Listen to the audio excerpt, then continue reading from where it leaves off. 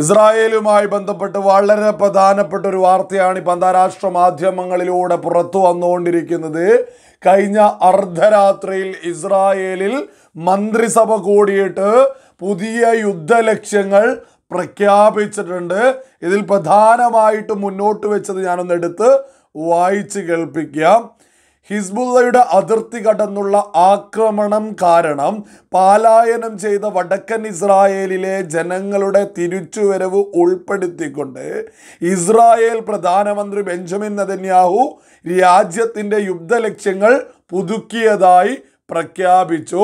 അതേപോലെ തന്നെ സൈനിക നടപടി മാത്രമാണ് ഇസ്രായേലിലെ വടക്കൻ സമൂഹങ്ങളെ അവരുടെ വീടുകളിലേക്ക് മടങ്ങുന്നത് ഉറപ്പാക്കാനുള്ള ഏക മാർഗമെന്ന് ഇസ്രായേൽ പ്രതിരോധ മന്ത്രി യോവ് ഗാലന്റും പ്രഖ്യാപിച്ചിട്ടുണ്ട്. മന്ത്രിസഭ കൂടിയതിൽ വളരെ പ്രധാനമായിട്ട് പുതിയ യുദ്ധലക്ഷ്യം എന്ന് പറയുന്നത് ഇസ്രായേലിലെ വടക്കൻ ഭാഗത്തുള്ള ഈ ഹിസ്ബുള്ളയുടെ ആക്രമണങ്ങൾ കാരണം അവിടെ നിന്ന് മാറ്റി താമസിപ്പിച്ചിട്ടുള്ള ഇസ്രായേലി ജനതയെ അവിടേക്ക് തന്നെ സ്വന്തം വീടുകളിലേക്ക് തന്നെ എത്തിക്കുക എന്നുള്ളതാണ് ഇസ്രായേൽ ഇപ്പോൾ പുതിയ യുദ്ധ ലക്ഷ്യമായിട്ട് പ്രഖ്യാപിച്ചിട്ടുള്ളത്. അതിന് സൈനിക നടപടി തന്നെയാണ് ആവശ്യമെന്നുള്ളതും ഇസ്രായേലി പ്രതിരോധ മന്ത്രി യോവ് ഗാലന്റും പ്രഖ്യാപിച്ചിട്ടുണ്ട്. കൃത്യമാണ് ഇസ്രായേൽ മുന്നോട്ട് വെക്കുന്നത്. ഹിസ്ബുള്ളയെ തകർത്ത് തരിപ്പണമാക്കുക, ലബനാനിലേക്ക് വലിയൊരു സൈനിക നീക്കത്തിന് ഇസ്രായേൽ തയ്യാറെടുത്തോണ്ടിരിക്കുന്നു. ഈ ഒരു വാർത്തയൊക്കെ കേൾക്കുമ്പോൾ ഇസ്രായേലിൻ്റെയും ഈ വടക്കൻ ജനതയൊക്കെ മാറി താമസിച്ചിട്ടുണ്ടോ എന്നൊക്കെ ആവേശം കൊള്ളുന്ന സകല ഹമാസികളോടും പറയാനുള്ളത്, ഈ ഇസ്രായേൽ എന്ന് പറയുന്നത് അവരുടെ ജനതക്കൊരു പോറൽ പോലും ഏൽക്കാതിരിക്കാൻ പരമാവധി ശ്രദ്ധിച്ചുകൊണ്ടാണ് സകല കാര്യങ്ങളും അവർ മുന്നോട്ട് കൊണ്ടുപോകുന്നത്.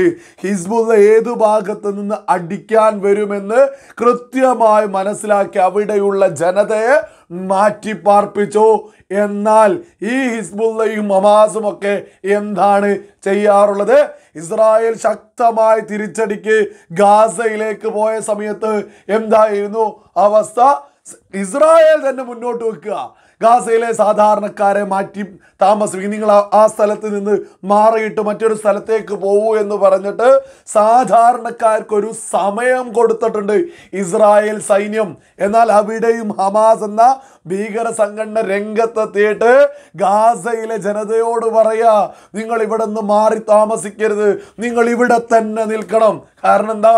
ഹമാസിന് വേണ്ടത് സാധാരണക്കാരായിട്ടുള്ള മനുഷ്യ കവചമാണ്. അതുകൊണ്ട് സ്വന്തം ജനതയോട് ഒരു യുദ്ധത്തിന്, ഒരു വലിയ തിരിച്ചടിക്ക് ഇസ്രായേൽ സൈന്യം വന്ന സമയത്ത് പോലും ഹമാസ് പറഞ്ഞു, നിങ്ങൾ എങ്ങോട്ട് പോവരുതേ, ഞങ്ങളെ സംരക്ഷിക്കാൻ നിങ്ങൾ മുന്നിൽ തന്നെ നിൽക്കണേ എന്ന രീതിയിലാണ്. ഇതൊക്കെ തന്നെ അന്താരാഷ്ട്ര മാധ്യമങ്ങളിലൂടെ കൃത്യമായിട്ട് റിപ്പോർട്ടുകളും പുറത്തു വന്നിട്ടുണ്ട്. ഇസ്രായേൽ സൈന്യം വളരെ വ്യക്തമായിട്ട് മുന്നോട്ട് വെക്കുന്നു, ഹിസ്ബുള്ളയെ തകർത്ത് തരിപ്പണമാക്കുക എന്നുള്ളത് തന്നെയാണ് വടക്കൻ ഇസ്രായേലിലെ ജനതയെ അവിടേക്ക് തന്നെ കൊണ്ടുവരാനുള്ള സകല തന്ത്രങ്ങളുമായിട്ട് തന്നെയാണ് ഇസ്രായേൽ ഇപ്പോൾ ശക്തമായിട്ട് മുന്നോട്ട് പോകുന്നത്. ഇതോടൊപ്പം തന്നെ നമ്മൾ മനസ്സിലാക്കേണ്ട വളരെ പ്രധാനപ്പെട്ട ഒരു വാർത്തയും അന്താരാഷ്ട്ര മാധ്യമങ്ങളിലൂടെ വന്നുകൊണ്ടിരിക്കുന്നുണ്ട്. ഹൂത്തികൾ ഒരു ബാലിസ്റ്റിക് മിസൈലൊക്കെ അയച്ചതുമായി ബന്ധപ്പെട്ട് ഹമാസിന്റെ പുതിയ മേധാവി യഹിയ സിൻവാർ ഒരു നന്ദിയൊക്കെ അറിയിച്ച് അവർക്കൊരു കത്തൊക്കെ അയച്ചിട്ടുണ്ട്. ഞാനതൊന്ന് വായിച്ച് കേൾപ്പിക്കാം. എല്ലാ പ്രതിരോധ സംവിധാനങ്ങളെയും മറികടന്ന് നിങ്ങളുടെ മിസൈലുകൾ ഇസ്രായേലിലേക്ക് അയക്കുന്നതിൽ നിങ്ങൾ വിജയിച്ചതിന് ഞാൻ നിങ്ങളെ അഭിനന്ദിക്കുന്നു എന്ന് നിങ്ങളൊക്കെ തന്നെ ഒന്ന് ആലോചിച്ചു നോക്കൂ. ഹമാസ് സകലതും തകർന്ന് തരിപ്പണമാക്കിയിട്ട് നമ്മൾ തന്നെ അന്താരാഷ്ട്ര മാധ്യമങ്ങളിൽ വന്ന വാർത്ത ചർച്ച ചെയ്തതായിരുന്നു. അതായത് ഇനി ഞങ്ങളുടെ ഒരു യുദ്ധത്തിനില്ല. മധ്യസ്ഥ ചർച്ചയിലുള്ള അമേരിക്കയോട് കൃത്യമായിട്ട് ഹമാസ് പറഞ്ഞതാണ്, ഞങ്ങൾക്കിനി യാതൊരു ഡിമാൻഡുകളുമില്ല, നിങ്ങൾ പറയുന്ന സകലതും ഞങ്ങൾ അംഗീകരിച്ചോളാം, ഈ യുദ്ധം ഒന്ന് അവസാനിച്ച് കിട്ടിയാൽ മതി എന്ന് പറഞ്ഞ ഹമാസ് വീണ്ടും തലപൊക്കുന്നത് തന്നെയല്ലേ ഈ കത്തിലൂടെയൊക്കെ നമ്മൾ മനസ്സിലാക്കേണ്ടത്.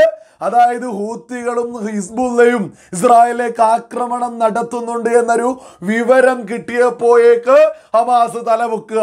എന്നിട്ട് ഹമാസ് ഭീകരനായിട്ടുള്ള യഹ്യാ സിൻവാർ ഹൂത്തികൾക്ക് കത്തയക്കുക, നിങ്ങൾ ചെയ്തത് അഭിനന്ദിക്കുന്നു എന്നൊക്കെ പറഞ്ഞുകൊണ്ട്.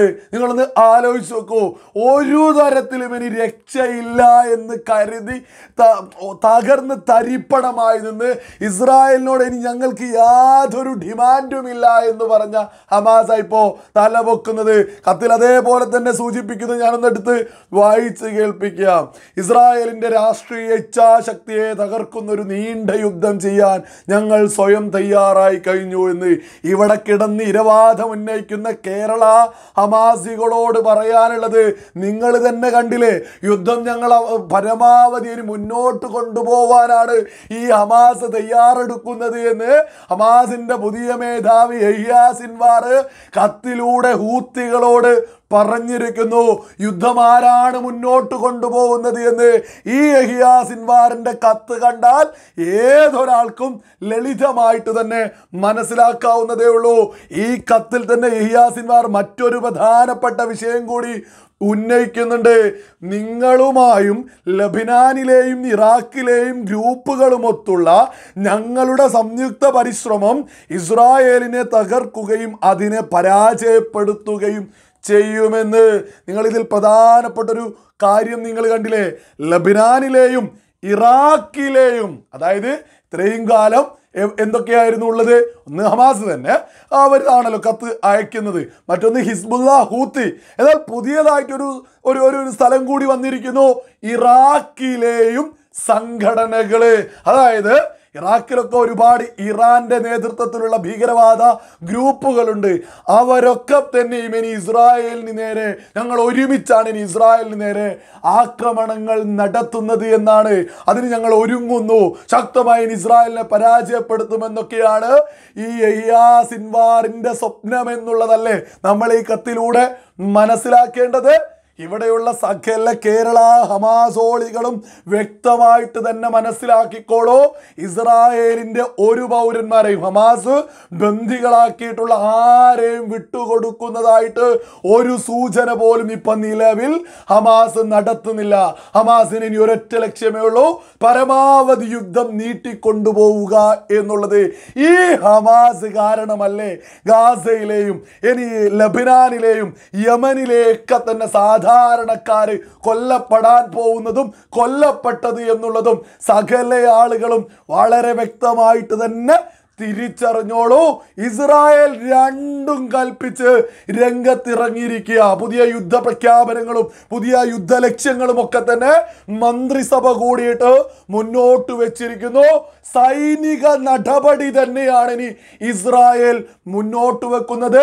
ഹിസ്ബുള്ളയെ തകർത്ത് തരിപ്പണമാക്കുക, അതേപോലെ തന്നെ ഹൂത്തികളെ, അതേപോലെ തന്നെ ആര് ഭീകരവാദവുമായിട്ട് ഇസ്രായേലിനെതിരെ വരുന്നോ സൈനിക നടപടിയിലൂടെ തീർക്കുക എന്നുള്ളത് തന്നെയാണ് ഇപ്പോ ഇസ്രായേൽ വ്യക്തമായിട്ട് മുന്നോട്ട് വെക്കുന്നത്.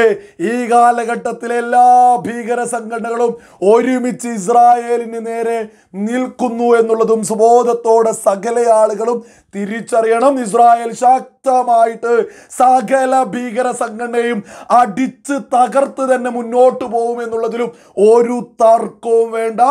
അന്തിമ വിജയം നീതിക്ക് തന്നെയായിരിക്കും എന്നുള്ളതിനാൽ ഇസ്രായേൽ തന്നെയാണ് ഈ യുദ്ധത്തിൽ വിജയിക്കാൻ പോകുന്നത്.